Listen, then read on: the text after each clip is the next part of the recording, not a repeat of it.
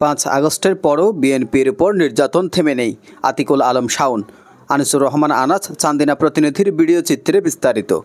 কুমিল্লা উত্তর জেলা বিএনপির যুগ্ম আহ্বায়ক ও চান্দিনা উপজেলা বিএনপির সভাপতি আতিকুল আলম শাওন বলেছেন, 5 আগস্টের পরও বিএনপির উপর নির্যাতন থেমে নেই। তিনি জানান, বিএনপি এবং এর অঙ্গ সহযোগী সংগঠনের সর্বস্তরের নেতাকর্মীদের বিরুদ্ধে 2006 সাল থেকে 5 আগস্টের আগ পর্যন্ত প্রায় 18টি মামলা দায়ের করা হয়। আওয়ামী লীগের নির্যাতনের পাশাপাশি এলডিপির দেওয়া এইসব মামলারও মোকাবেলা করতে হয়েছে। শনিবার 16 আগস্ট বিকেলে কুমিল্লার চান্দিনা উপজেলার 10 নং গল্লা ইউনিয়নের কঙ্গাই উচ্চ বিদ্যালয় মাঠে বিএনপির কর্মী সম্মেলনে প্রধান অতিথির বক্তব্যে তিনি এইসব কথা বলেন। সম্মেলনে বিএনপি ও সহযোগী সংগঠনের নেতাকর্মীরা মিছিল নিয়ে প্রধান অতিথিকে বরণ করেছেন।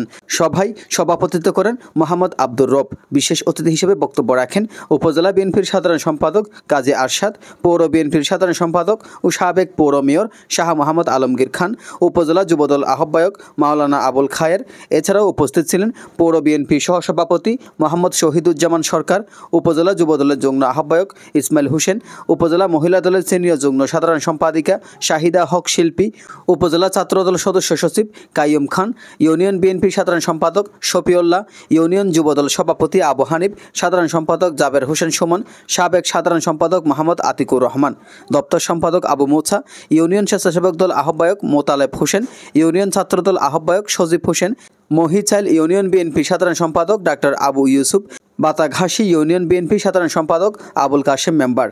আতিকুল আলম শাওন বলেন, চান্দিনায় বিএনপি করা সবসময় একটি দুরূহ বিষয় ছিল। আমার পিতা মরহুম খোরশেদ আলম চান্দিনা উপজেলা বিএনপির হাল ধরায় অনেক মামলার শিকার হয়েছেন। পরিতাপের বিষয় হলো 5 আগস্টের পরও চান্দিনার বিএনপি নেতৃবৃন্দের নামে 6টি মামলায় 18 জনকে আসামি করা হয়েছে। অতীতে যারা বিএনপি পরিবারকে নিয়ে কুৎসা রটিয়েছে এবং এখনও বিএনপির ধানের শীষ প্রতীকের বিরুদ্ধে অপপ্রচার চালাচ্ছে, তাদের সতর্ক করে দিতে চাই। সমমনা দল বা জোটের নামে ধোঁয়াশা তৈরি করে কোনো লাভ নেই।